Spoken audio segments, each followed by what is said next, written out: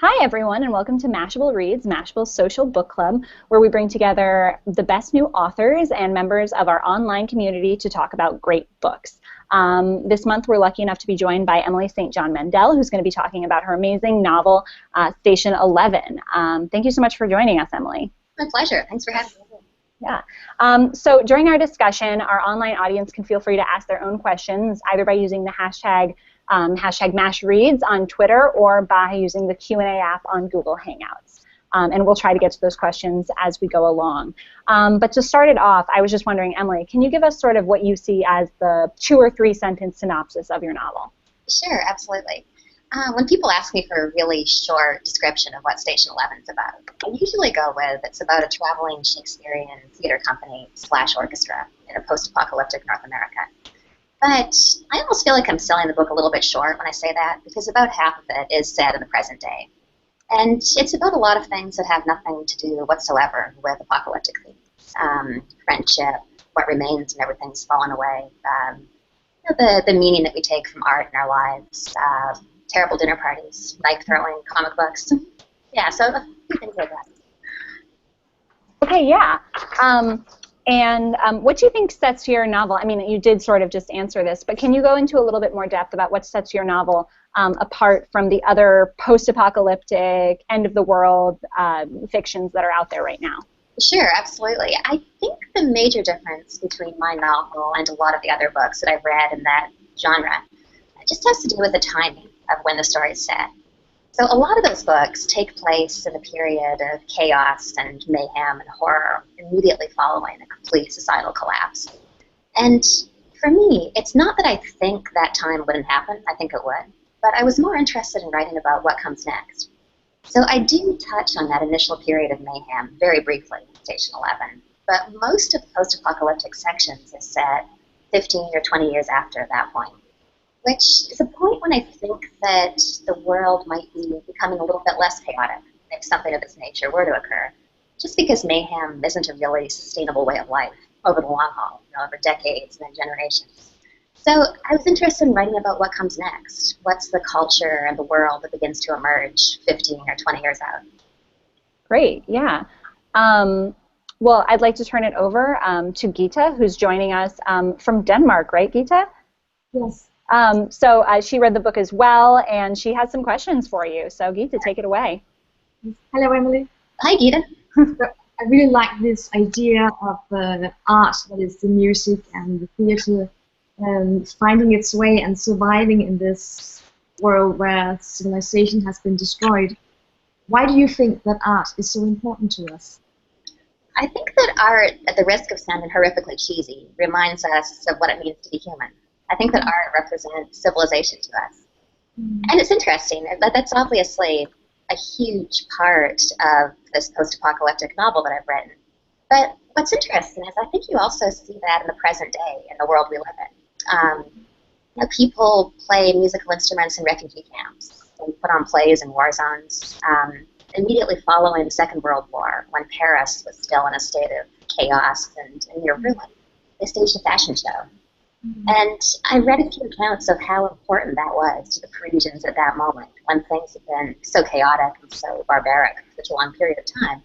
To have this event that you could write off as being quite frivolous, but meant really a great deal. So I think that's what art can do for us, what civilization can do. So if something similar happened today and you managed to survive, at what point do you think that that art would become a priority to you as a writer, perhaps?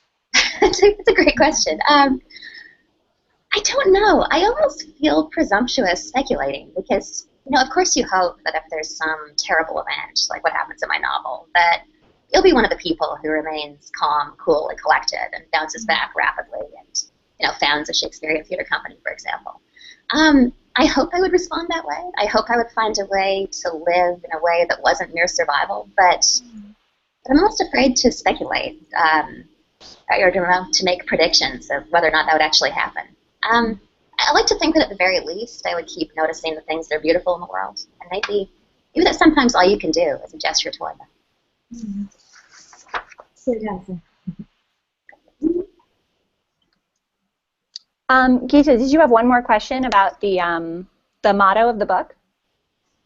Yes, that line, survival is insufficient from Star Trek, that is repeated throughout the novel. You sort of already answered the question, but I was just wondering what you would do to make sure that you weren't just living, weren't just surviving, but that you were actually living. But Right. you said something about noticing the beautiful things, but would you find a way to express yourself?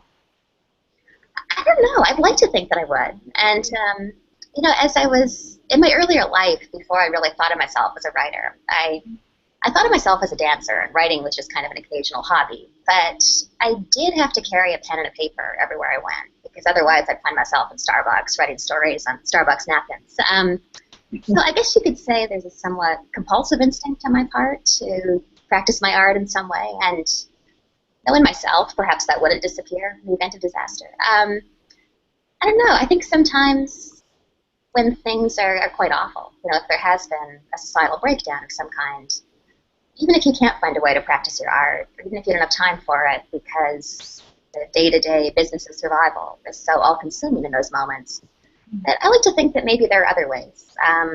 Maintaining your friendships, you know, telling people you love that you love them. You know, the small gestures like that lend, I guess, a touch of grace to the lives of us. Great. MJ, I know you also had some questions. I'm going to turn it over to you. I did. So I loved this book, and in part because I found that it was so complex, the way like weave together all of these different narratives, and you have like 3 different worlds, right? You have the present with a bunch of characters, and Clark and Arthur and Miranda, and then you have the future told mainly through Kristen and Javan as well, and then you also have this world of the comic book Station 11. And I was wondering, was there one of those worlds that was most enjoyable to write, or really difficult to write, or what was it like balancing those 3 different like areas? It was kind of fun balancing those different areas and times. When you write a novel like mine, which is to say a book that has a nonlinear structure and jumps around in time between different points of view, different characters, different countries and settings, there is a feeling of putting together this jigsaw puzzle. It's really kind of fun. You know, it's also really difficult and grueling and takes forever. But there is a sense of putting together this really interesting puzzle, and that's something that I've really loved with all 4 of my books, but particularly this one, which had a somewhat more complex structure than the first 3. Yeah, so it was a bit of a juggling act. And then as for the characters or places or timelines, I guess you could say, that were easiest or most enjoyable, I found there were different aspects of the different timelines that I really liked. I really liked the character Miranda. She was probably my favorite of all the characters, I have to confess. So I really liked writing her sections, and it was kind of fun writing the sections where she was in her incredibly boring day job, writing comic books, which, you know, the book's not autobiographical, but I had some really boring day jobs, and had a sort of secret life as a writer in the evenings and weekends, which I would suspect is something probably a lot of your listeners can relate to. Yes, I loved writing Miranda. I loved writing the scenes of the traveling symphony, just moving down the coast and just imagining their day-to-day lives and imagining what their performances of Shakespeare would be like. There was an earlier version of the book where Hamlet was one of the plays they performed, and I remember really enjoying casting Hamlet. Kirsten was Horatio, and I had it all set up, and sometimes you have to sacrifice scenes that you like just for the sake of velocity, and that was one of the ones that had to go. But yeah, that was fun, writing about the way Shakespeare fit into the life of the symphony. Cool. Actually, MJ, I am going to interrupt you ever so rudely because we have some questions coming in on our Google Hangouts app. So the first one is actually from Camille, and she's wondering, Emily, if you're working on anything new right now. I'm trying to. Yeah, that's a short answer. Yeah, I've started a new novel. I'm not very far along, which I probably shouldn't confess because I'm pretty sure my publisher is tuning in at the moment. But yeah, I'm only about 50 pages in. It'll be a while. But I am working on it, and it's kind of fun having this new project. I really enjoyed living in the world of Station 11 and talking about the book and meeting people on the road and promoting it. But But it is fun having this new kind of secret novel that nobody else has read. So that was a really long-winded way of saying yes. Can you tell us anything more about the secret novel, or will we just have to wait? You'll have to wait. Fair enough. The second question is from Sarah. She's just wondering who some of your writing inspirations are. That's a great question. You know, it's interesting. When people ask that, they're often talking about writers. Like, who are the other writers who influence you? And that's a completely reasonable question. I think for writers, you have to say Michael Ondaatje was a major one. Irene Nemirovsky, incredible French writer, who wrote a book called Sweet Française. What else? Raymond Chandler, Norman Mailer. I thought The Executioner's Song was a masterpiece.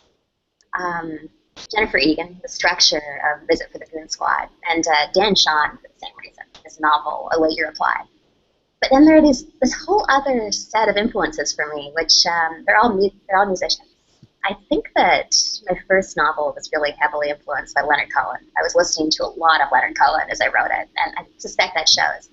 With this novel, I was listening to a lot of Max Richter, which, if you haven't heard him, he's an absolutely stunning contemporary classical composer. And I had a playlist about 3 hours long. It was, I want to say, 4 of his albums, just going round and round and round. And I listened to that constantly while I was writing the book.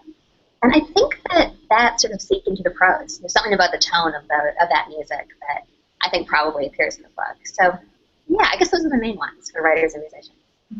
That's really interesting. I love that you answered with musicians. Thanks for answering that. We have one more question on the Google Hangouts app from Robin, who's asking if you plan on ever writing a sequel to Station 11. I get that question a lot. We all loved it. Well, thank you. I really appreciate that. The short answer is, there is no short answer, sorry. I have no immediate plans for Station 12. I spent a lot of time in the end of the world. I think my next novel or next 2 or 3 novels, maybe I don't want to go back there so quickly. I do sometimes fantasize about figuring out a way to do a graphic novel that either carries part of the story forward or tells the story of the graphic novel in the book, the Station 11 comic book. And I often think about writing a novel that uses the character Miranda in a different point in her life. She has a long period in her 30s, which I touched on fairly briefly in the novel, where she's kind of a fabulous, perpetually traveling executive, and studies foreign languages and airport lounges, and is around the world constantly. And she was a really appealing character to me. So I think about using her again as one of the characters in one of these kind of ensemble piece novels that I like to write. So, yeah, probably not a direct sequel anytime soon, but perhaps elements of Station 11 will appear in my later work. Oh. Well, I think this question kind of relates. It's from Chiho, and Chiho's wondering, if you were to cast Station 11 for the big screen or TV, who can you see playing the characters? Miranda, my favorite character, especially. Thanks for your question, Chiho. Michelle Williams. Please. I have thought about this a little bit, not a lot, but yeah, I think Michelle Williams or Carey Mulligan. I think they're both fantastic actors. It would be great as Miranda. Yeah, there are so many good actors out there, though. I feel like, I can visualize 1 or 2, but then I feel like I'll forget some. Emma Roberts is another one who I think is really good. Great in the role. Yeah, I guess those are the ones that come to mind. Yeah, and that brings us to another question from Bianca on Twitter, who's wondering if you had any Hollywood real-life person in mind when you created Arthur. No. A lot of people thought that I based Arthur on his name, Ian McKellen. I think I just mangled his last name, but yeah. No, he was completely fictional. He was I guess he was based partly on an idea I've sort of developed over the years of how a certain kind of person might develop in Hollywood, where he's a very flawed character in a lot of ways. Obviously, he's a bit of a philanderer. He's very self-centered, and I guess you could say kind of warped by fame. But he's also an essentially decent person who is absolutely devoted to his art and works very hard.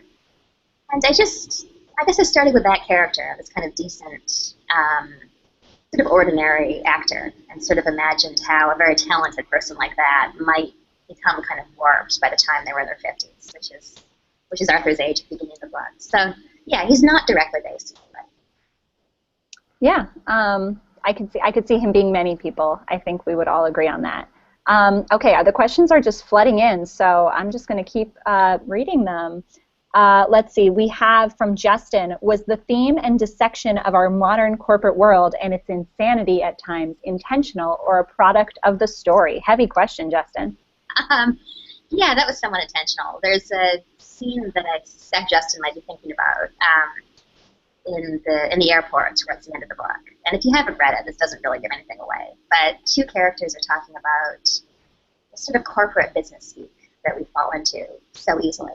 I'm going to shoot Dan an email and circle back next week. So that kind of thing, which drives me crazy. And yeah, you know, the thing where you type THX instead of thanks because it would take too much time on a busy day to type those 3 extra letters.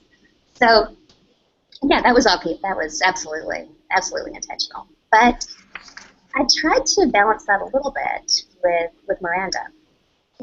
She goes to art school. She expects that having a day job will be an absolutely nightmarish experience. And it's a somewhat boring experience, but she also finds herself, as time goes on and as her job changes and as she's promoted, she finds herself genuinely interested in the business in which she landed as a temp. And she finds that she ultimately really likes the corporate world, which is an interesting and I think sometimes a real phenomenon, that you can be surprised by what the corporate world is. You can go into it thinking that it's this absolutely rigid, uncreative place, kind of soul-destroying. And it can be, but not always. So yeah, so there was some intentional send-up of some corporate culture, but I did try to balance it. Okay. And then we have a couple questions, not so much the metaphysical, but more about the plot of the book. So one is from Madeline, who's wondering if the residents of Delano Island survive. No. No, I was thinking that 99.9% of the population would be wiped out everywhere. So a very few Delano Island residents might have survived, but I wasn't thinking of them as being exempt in any way from the overall catastrophe. Mm-hmm. And then we have one more. Bianca is wondering if the prophet killed his mother. Spoiler alert, guys. Wow. I didn't even think of that, so I guess not. No, I guess I was thinking his mother would have died on the road of, I don't know, natural causes, or as natural as they can be if you live your life walking through a desolate hellscape. Yeah, I didn't think of it in those terms. Okay, yeah. I think I had that question too, but I wasn't sure either. I think that's a cool thing about the book. It leaves you wondering about a lot of things, but the characters all seem to still retain their integrity, even when you don't really know their whole backstory. All right, so MJ, I am going to let you finish what you were asking before. Thanks for letting all those other people ask their questions. No worries. So this is kind of going off of like the different narratives of the book, and this is both for you, Emily, but also for Geeta and Nora as well. I was wondering if you had a favorite section or character, because I also loved Miranda, and I'm going to be that reader that reads a part of a passage. So please bear with me. But when you were describing Miranda, you write, "She knows there are traps everywhere that can make her cry. She knows the way she dies a little every time someone asks for change and she doesn't give it to them means that she's too soft for this world, or perhaps just for the city. She feels so small here. There are tears in her eyes now. Miranda is a person with few certainties, but one of them is that only the dishonorable leave when things get difficult." Like, I just thought that Miranda was such a vulnerable but like sharp and like strong character at the same time. So I was wondering, Emily, and you touched on this a little bit earlier, if you had a favorite character, and then Nora and Geeta as well, what were your favorite characters? I think Miranda was my absolute favorite character. Excuse me. I also really was fond of Clark, especially at the end of the book when he's developing his museum, kind of thinking about not only having lost a world, but a new world having begun, having seen that whole thing. Yeah, I think those two, I guess, would be at the top. But there were very few characters who I didn't like. Really, everybody except the people at the dinner party. Well, Clark was one of my second favorite as well, primarily because the way he like kind of swoops in and saves the day at that dinner party. I think it's hard not not to like. It's the best one-liner of the entire program. Yeah. Geeta, what about you? Well, it was Miranda as well. I just loved the scenes where she was at work and she was doing her novel and drawing in secret. That completely won me over. And the dinner party was amazing. And we're all stuck in a party like that. So I love that. I would say, I mean, I obviously love Miranda too. I really like the character of Javan? Yeah. He was. Yeah, I thought that was just such an interesting character, and I love the way you weaved sort of his personal evolution throughout all the different threads in this book. And, you know, when he showed up again, I wasn't thinking about him at all. I'd forgotten about, you know, the paramedic who kicked off the story. Or he wasn't a paramedic. He was trained, I don't remember.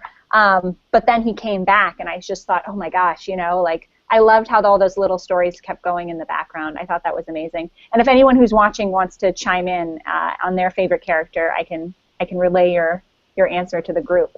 You know, it's funny with Javan. In the original versions of the book, and actually right up until the point I sold it to my publishers, Javan never came back. You just saw him at the very beginning, and then he disappeared. And I kind of liked that as a mirror of what I think would actually happen in a scenario like this. If there were a pandemic, I think that a lot of people you would just never hear from again, and you'd never know how their stories ended.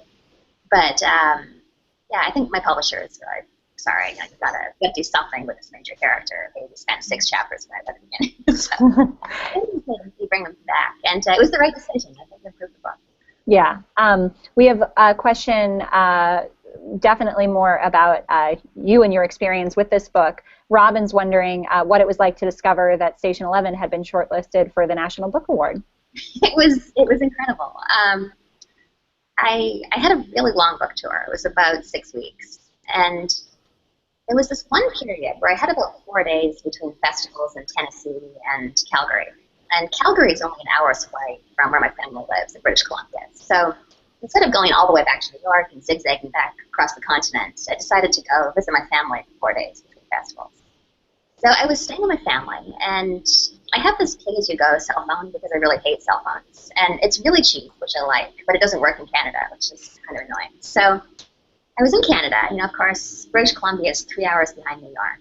So the day before the shortlist was announced, early in the morning, I had an email from somebody at the National Book Foundation. Said, Emily, I'd like to speak to you today if possible. Could you please call me? And I was staying at my brother's house. They have no landline.